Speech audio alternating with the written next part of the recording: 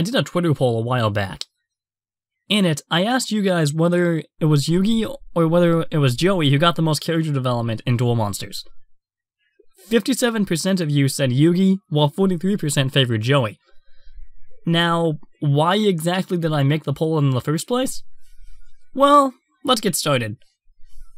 I have to say that I'm starting to question the quality of the older videos in this playlist.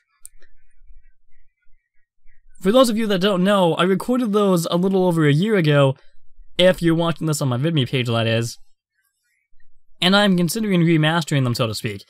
That is to say, to re-record them all from start to finish, with updated thoughts and making the analysis at least somewhat professional. Comment below if you guys would like to see that, assuming that you guys even care at this point. As for the reason why, well, the reason why I put the poll up is because there's an enormous amount of debate over which character gets more development. While Yugioh, or the Pharoah rather, gets more development here than Joey actually does, Joey has actually reached the peak in his development thanks to Battle City and what he went through there. Let me explain, maybe this will clear this issue up, as well as answer one of TGS Anime's questions regarding a comment that I posted during one of his live streams. First off, this arc is primarily about the Pharoah as a character, there's no denying that, as I'll explain later. As such, Joey and the others mainly take a back seat and are relegated to the sidelines. The reason I think Joey has a little bit more development through this story, though, is because of the fact that he is one of the legendary duelists. He was the one that released Hermos, and he was the one that was given this responsibility. Now, you don't see Merit getting treated like that, and he was the big baddie from Battle City who redeemed himself in the end. Speaking of Battle City, I really love what Joey goes through there. Throughout the series, we've seen him go from an amateur who doesn't even know what a spell card is in the first season, to the runner-up at Duelist Kingdom, followed by fighting for love in Battle City. Cheating the Shadow Realm? I mean, this guy has some seriously impressive accomplishments, which I think more than guarantees him a seat amongst Yugi and Kaiba as a legendary duelist in this story. The first duel between Yugi and Raphael has been dismissed outright by some of the fanbase. A lot of them even questioned its inclusion in the first place. Now, I have a defense for this duel, so hear me out, please. This duel, in spite of all of its flaws, does more for the Pharoah as a character than almost any other duel in the series does up to date. Up to this point, the Pharoah has been an ace in the hole, so to speak, a failsafe or a way out of conflict. We're given hints about his personality over the past 3 seasons, but this duel is really where you as a viewer get to see exactly who the Pharoah is as a character, what his values are, what his goals are, what his weaknesses are, and how exactly he feels about the situation. More on that in a bit. We pick up with Joey, Duke, and Tristan, who are racing into the scene in some kind of car, although I'm not good with car models, so please don't ask me what that car is. The Pharoah makes his way across a bridge towards Raphael. Raphael, in turn, cuts the bridge down with a couple of machetes. He's another character that I really like. I don't actually think that there's a single character in this arc that isn't likable in some form or fashion. Then again, Raphael did just drop the Pharoah on a mountain with no way out. It's a good thing that it wasn't daytime when this happened, otherwise the police would have been all over this situation. So, Raphael. Yeah, he has his ups and downs, but he's more likable than not. The duel begins, and after a few turns, Raphael explains his deal. When he was little, the ship he was on was struck by a tidal wave, which separated him from his family and left him stranded on an island, with only his cards to protect him. As such, he developed a respect for his cards that's similar to how Yugi respects his, and after 3 years, he was transported to the ancient city of Atlantis and was confronted by Darts, becoming his servant. Raphael then states that he has no intention of playing the Orichalcos, which catches the Pharoah completely off guard. The Pharoah then summons Dark Magician Girl, and then he summons Timaeus. He then fuses Timaeus with the Magician Girl, forming Dark Magician Girl the Dragon Knight, which is a very OP monster, and one that I always wanted when I was a kid. The Knight then destroys one of Raphael's monsters. Raphael then accuses the Pharoah of disrespecting his monsters with the way he tributes them for stronger ones, stating that since everyone has darkness in their hearts, the Pharoah is no exception, but that he's too scared to admit it. Raphael then accuses the Pharoah of being an evil ruler when he ruled over Egypt. Raphael introduces the concept of an ancient war that happened 10,000 years ago, and that he hopes to put the world back in order by following his master's wishes. Raphael then plays exchange, forcing the pharaoh to take the seal of Orichalcos from his hand. Now, this is really when we get to know the pharaoh as a character as opposed to just a trump card. The pharaoh clutches the Orichalcos stone on his neck, with Raphael stating that the seal is revealing the darkness within his heart. More on this when we get to the end of this part, however. Yugi pleads with the pharaoh not to play the seal, which he agrees to. The Dragon Knight is then sealed in a mysterious crystal, with Raphael tempting the pharaoh to play the card. Yugi pleads with the pharaoh stating that it may be the only way to free his dragon, and all the pharaoh can do now is defend, which he does. After suffering a direct hit and realizing that the next turn will be his last, the pharaoh has an argument with Yugi, which culminates in the pharaoh throwing Yugi off of his arm.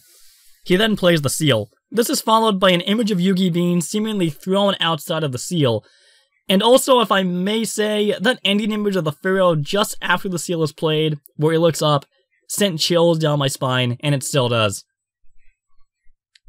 Before we go on, I want to point something out that's actually really cool. Whenever someone is under the control of the seal of Orichalcos, it seems as if their voice either gets scratchier, more dynamic.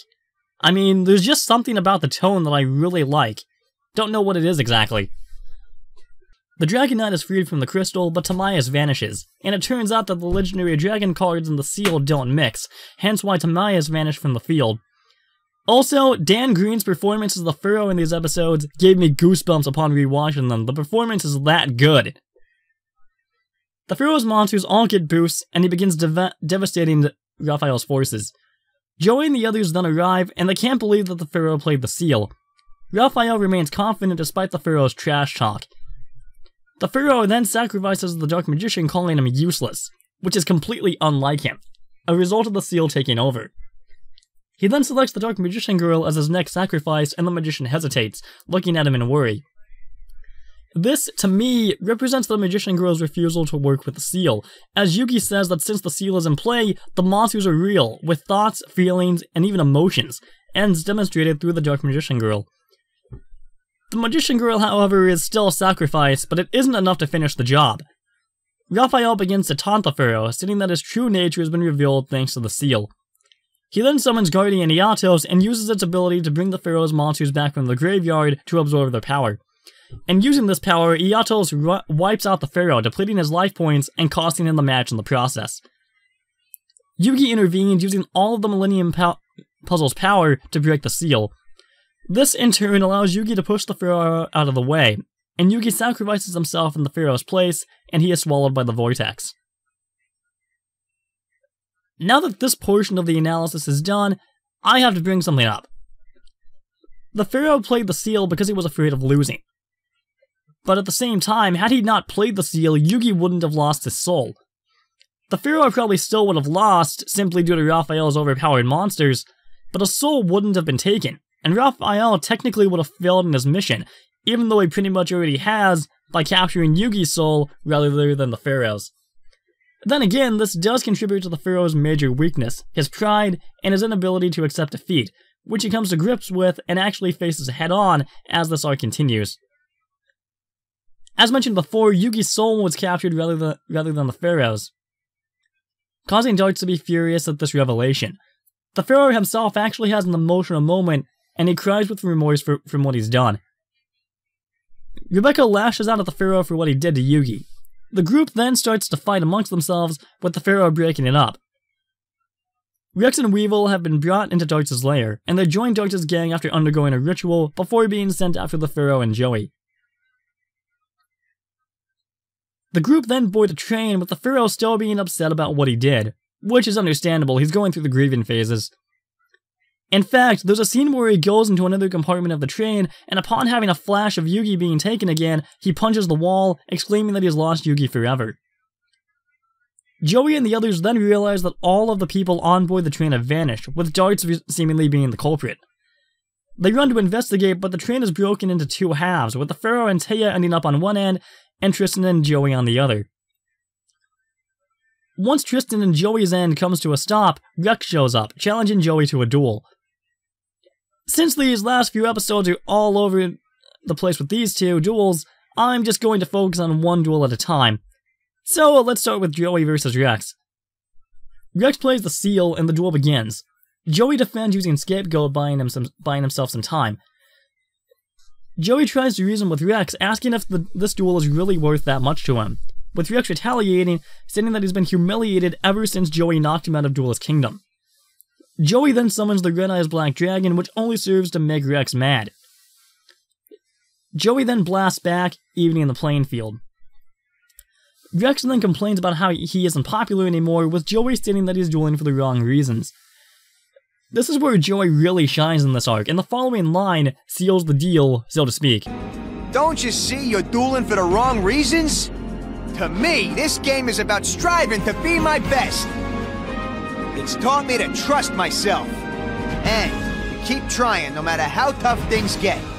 Let me tell you, things have gotten pretty tough out there, but I never gave up, no matter what. Sorry about that, that was just a cheesy pun I put in the script. It's a great example of how much Joey has learned, and what he's trying to teach Rex, that even though you've been knocked down, you aren't out of the game, and that you can persevere to never give up, regardless of the circumstances. Rex just shrugs this off, summoning the Tyrant Dragon, and evening the playing field once again. Joey then summons Gearfried the Iron Knight, and tells Rex a story about a card that he's about to play. I really wish that more cards got backstories like this one does. It's so cool, and it's a very creative and thoughtful introduction. The card is called Gearfried the Swordmaster. The story goes that originally Gearfried the Swordmaster caused so much destruction due to his own power that he feared it, and he sealed himself within a suit of iron to limit his abilities, thus becoming Gearfried the Iron Knight. Joey summons the Swordmaster by tributing the Iron Knight, and then plays Hermos to create a sword which annihilates Rex's monster and wipes him out, after which Joey promises to rescue him. Now for the Pharoah vs. Weevil. There isn't that much in terms of story here, so I'll just cover the little details. Halfway through the duel, Weevil plays a trick on the Pharoah, stating that he has a card that can help him free Yugi's soul, and at the last second, Weevil tears the card in half, causing the Pharoah to lose it. The Pharoah then summons Timaeus, but because there is still darkness within his heart, Timaeus leaves the field. The brutality of the Pharoah is shown at the end, though, with the Pharoah attacking Weevil over and over again, even after all of Weevil's life points have depleted. Taya calms the Pharoah down, but the train goes off a cliff. The Pharoah and Taya awaken and meet up with two people, Ironheart and Chris. Ironheart leads them to a place he calls the Sacred Circle, with the Pharoah going in alone. A little while later, he's confronted by Yugi's spirit. The spirit criticizes the Pharoah for abandoning him and forces him to duel him. The duel starts and they both play exactly the same card, with Ironheart stating that their hands are completely identical. Yugi draws the seal and he states the following. This duel is a chance for you to look at yourself from the outside. And there's only one card that can make that happen. The Seal of Orichalcos. And activates the seal. Yugi plays Catapult Turtle, and the Pharoah is speechless, with Yugi stating that it's time for him to pay for the consequences of his own evil. The blast hits the Pharoah, and Yugi prepares to sacrifice the Dark Magician Girl, but the Pharoah stops it with a trap card and defeats Yugi. In his final moment, Yugi states that by defeating him, the Pharoah was able to defeat the darkness that was inside his heart. This duel to me is pretty much exactly what, as Yugi says, a chance for the Pharoah to defeat his inner darkness. The ending move is also very symbolic. It was the Pharoah's last move while under the Orichalcos' influence, and it caused him to lose the duel and threw him into this cycle of endless dread and misery. Here, the Pharoah deals with exactly the same tactic, only not only is it being used against him, but he repels it, causing him to win the duel, allowing him to conquer his inner darkness, but also setting him free, and allowing him to regain his confidence, symbolized in his vow to save Yugi no matter what it takes. The ground on which the Pharoah stands starts to shake, and Dart summons a soldier to duel the Pharoah. This duel really isn't that important, aside from the Pharoah finally being able to summon Timaeus again, which allows him to win the duel. But in the process, Ironheart and Chris sacrifice themselves, trying to help the Pharoah out, and even though we didn't really get to spend that much time with them, it hurts when they go. The Pharoah states that since they've been captured, their souls give him 3 more reasons to hunt down Darts. Oh, the third person that was sacrificed was their pet dog. wasn't really that important, although it was really cute. There's a really funny gag between Tristan and Joey. Tristan's been carrying Rex for a while, and says that he can't go on. Tristan then bribes him with a pizza, causing Joey to run off. Honestly, that's the ultimate bribe tactic with me as well. You give me pizza, I'll do anything for you. There's then a split in Darts' court, with Mai leaving, and with Valen going after her. Darts, however, says something very intriguing. She can try to run away from fate, but in the end, she'll get what she deserves. That's very telling, especially with what happens to her in the end. Valen arrives, having healed from his broken arm really fast apparently, like Wolverine, and tries to convey his feelings to Mai, saying that they should go after Joey together and take him down together, and then the rest of the world. Mai, however, isn't having any of this. Rebecca and Duke then arrive and engage Valen in a duel, but Valen just wipes them out without even playing the Seal of Orichalcos, stating that neither of them are worth it. Seto and Mokuba are taken captive on a plane, with the flight attendant revealed to be Alistair in disguise. Alistair challenges Seto to a rematch. He plays the seal, which actually starts messing with the plane that they're on, turning off the autopilot and gradually demolishing it, as well as lifting them to the top of the plane. Smoke then envelops the field, with Alistair stating that it's time for Seto to experience the pain that he felt thanks to Gozaburo. Seto meets a group of boys who inform him about what Gozaburo did, taking over town and then bringing tanks in. Seto and his new friend Aaron then rush back to the hideout after seeing it in flames. Aaron tries to go in after his friends, but Seto holds him back, seeing a vision of Mokuba. After this, tanks come to the scene. Seto demands that Alistair shows himself, and is brought back to reality. Alistair reveals that the kids Seto encountered were his best friends while he was growing up. They all looked out for one another, until Gozaburo ran them out of town as well, thanks to his tank army. They're then brought back to the plane, with Alistair stating that Seto was even more like Gozaburo than he thinks. The plane then goes on a collision course with a mountain, with Mokuba trying to gain control of the plane, but to no avail.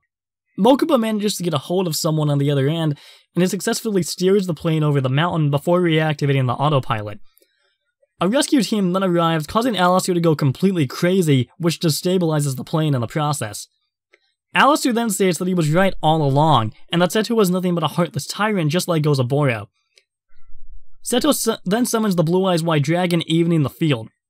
Seto and Alistair then get into an argument, with Seto stating that it's Alistair's fault that his brother is gone, as they failed to protect him. And after Alistair's air fortress falls, he says that he doesn't need monsters. Mokuba manages to get to Alistair by saying that his brother wouldn't like it if he saw him like this. Seto summons the Fang of Critias and defeats Alistair. The three dragon cards together then save the plane, and they unite with the Pharoah and the others. Oh, and it turns out that Darts now owns all of Kaiba Corp, which makes Kaiba mad something fierce like always. Okay, now we get to see an actual invasion of monsters. They start taking people's souls left and right across the globe, and the Pharoah and Seto break into Kaiba Corp but are ambushed by a group of them. Seto, of course, doesn't believe it, and they rush through the army of monsters.